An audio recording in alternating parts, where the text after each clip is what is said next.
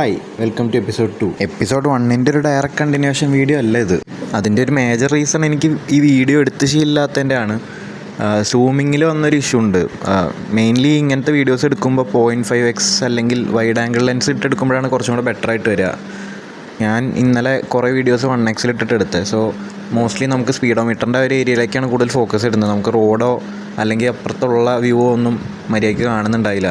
അതാണൊരു major issue ഉണ്ടായിരുന്നത്. So അങ്ങനെയുള്ള videos ഇട്ടിട്ടുണ്ടെങ്കിൽ നമുക്ക് ഈ സ്പീഡോമീറ്റർ നോക്കിക്കൊണ്ടിരിക്കുക എന്നല്ലാതെ പ്രത്യേകിച്ചൊന്നും കാണാനില്ല.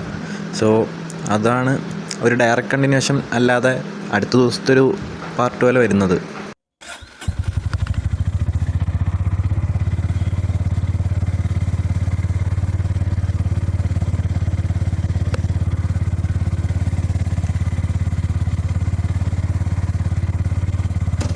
രാവിലെ നമ്മൾ ഫുഡ് കഴിക്കാൻ പോകുന്ന ടൈമിൽ തന്നെ 2 വണ്ടിയും കോൾ സ്റ്റാർട്ടൊക്കെ ചെയ്ത് വെച്ചിരുന്നു.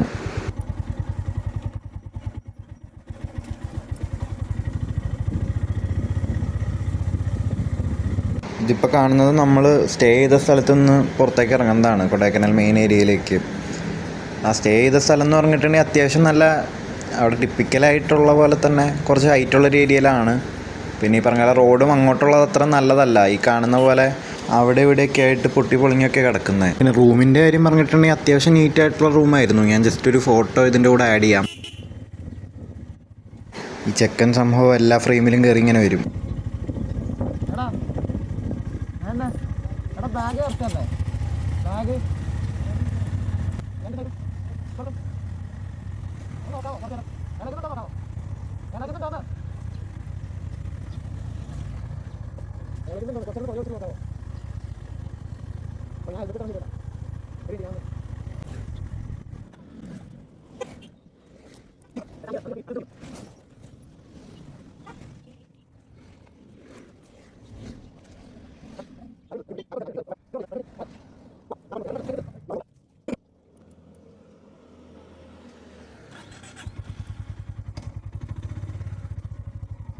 ഹെൽമെറ്റ് ഇട്ടത് ശരിയായിരുന്നില്ല.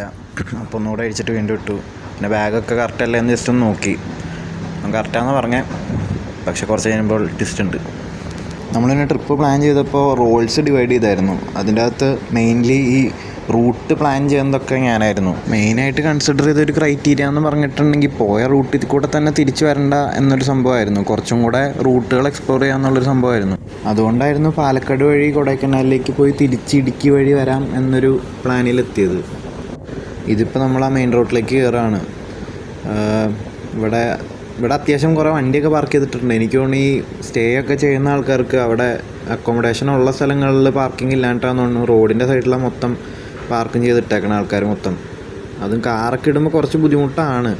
ഇപ്പോൾ രാവിലെ വലിയ കുഴപ്പമില്ല, പക്ഷേ കഴിഞ്ഞ ദിവസം രാത്രിയൊക്കെ എത്തിയപ്പോൾ കുറച്ച് ബുദ്ധിമുട്ടായിരുന്നു. മൊത്തം വണ്ടിയൊക്കെ ആയിട്ട് നമുക്ക് അങ്ങനെ പോകാനുള്ളൊരു ഗ്യാപ്പ് ഒക്കെ കറക്റ്റ് ഉണ്ടായുള്ളൂ. വേറൊരു കാറുകാരനൊക്കെ വന്നിട്ടുണ്ടെങ്കിൽ അവർക്ക് ഭയങ്കര ബുദ്ധിമുട്ടായിരുന്നു ഇന്നലത്തെ ഒരു സ്ഥിതിയിൽ ട്രാവൽ ചെയ്യാൻ വേണ്ടിയിട്ട്. ഈ വീഡിയോയിൽ കാണുമ്പോൾ ശരിക്കുള്ളതിൻ്റെ ഒരു രസമില്ലാന്നറിയാം. എന്നാലും ആ മേഘമൊക്കെ നല്ല അടിപൊളിയാണ് ഇതിൽ കാണാൻ വേണ്ടിയിട്ട് ശരിക്കും നോക്കുമ്പോൾ.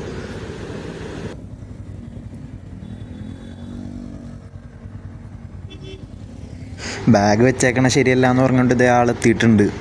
പറഞ്ഞ സ്ഥിതിക്ക് എന്താണെങ്കിൽ ഒന്ന് ഇറങ്ങി ടൈറ്റാക്കാമെന്ന് വിചാരിച്ചു. ഈ ബാഗ് പക്ഷേ ആക്ച്വലി നല്ലൊരു ബാഗാണ് കേട്ടോ. ഞാൻ ഇതിനു മുമ്പ് ട്രാവൽ ചെയ്യുമ്പോൾ ഞങ്ങൾ ബാക്ക് പാക്ക് പുറകിൽ സ്ട്രാപ്പ് ചെയ്തൊക്കെയാണ് യൂസ് ചെയ്തുകൊണ്ടിരുന്നത്. പക്ഷേ ഈ ബാഗ് ആക്ച്വലി ടൈ ചെയ്യാൻ എളുപ്പമാണ്. ഇത് നല്ല ടൈറ്റായിട്ട് ഇരിക്കുകയും ചെയ്യും. പിന്നെ അഡീഷണൽ അഡ്വാൻറ്റേജ് എന്താണെന്ന് വെച്ചാൽ നമുക്ക് ഇതിലേക്ക് ചാരി ഇരിക്കാം. ഹൈവേയിലൊക്കെ റിലാക്സ് ചെയ്തൊരു പൊസിഷനിൽ റൈഡ് ചെയ്യുമ്പോൾ സുഖമാണ്. ലൂസായിട്ട് തോന്നിയില്ല.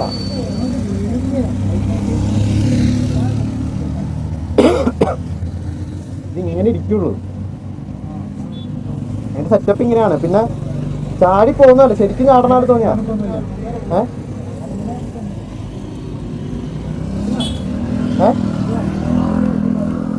എല്ലാം ഇവിടെ ടൈറ്റാക്കി വെക്കാം. ഏകദേശത്തുള്ള കടയിൽ കയറി. അങ്ങനെ കൊടൈക്കനാലിലെ ചോക്ലേറ്റ് വാങ്ങണമെന്ന് പറഞ്ഞ് പുള്ളി വണ്ടി എടുത്തുകൊണ്ട് പോയി. ഞാൻ ഈ സംഭവമൊക്കെ മൊത്തം ഒന്ന് ടൈറ്റൻ ചെയ്തു. എന്നിട്ട് പയ്യെ അതൊക്കെ തീർന്നതിന് ശേഷമാണ് വണ്ടി എടുത്തത്. അത്യാവശ്യം നല്ല രീതിക്ക് ഇപ്പോൾ ടൈറ്റാക്കി വെച്ചിട്ടുണ്ട്. ഇനിയിപ്പോൾ അങ്ങനെ ഇഷ്യൂ ഒന്നും ഉണ്ടാവില്ല കുറേ നേരത്തേക്ക്. പിന്നെ എപ്പോഴും ഇറങ്ങുമ്പോൾ ഒന്ന് ജസ്റ്റ് കുറച്ച് ടൈറ്റ് ചെയ്യേണ്ടി വരും. അത് നല്ലതാണ് എപ്പോഴും. കാരണം നമുക്ക് ഓടുമ്പോൾ ഒന്നും അധികം നമ്മൾ അതിനെപ്പറ്റി ബോധേഡാവേണ്ട ആവശ്യമില്ല.